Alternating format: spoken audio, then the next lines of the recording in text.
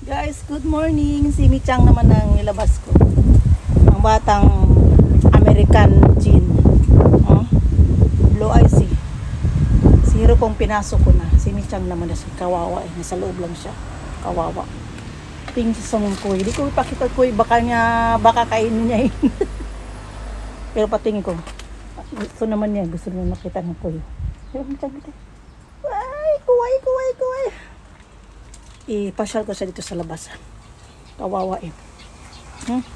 Kahit yung kamay ko puro nagasgas kakagat niya. Ay di naman kagat, yung laro-laro lang niya ba. Matulis yung puko niya. Tsaka ipin niya eh. Siro kong nasa loob. Lapag muna tayo Michang. Init eh Michang. Alas 12 Michang. Mag-uuhayo ka muna di. Uhay ko sa mas minasang.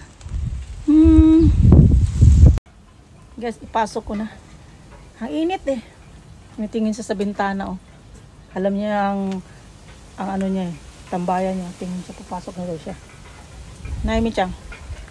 Hayro na Michang na. Pasok na kami guys. Init. Nilabas ko lang to kasi para mawala stress niya. Nay Michang. Pasok na tayo.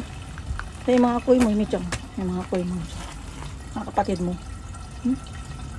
Hayro na Michang. Tingin siya dito.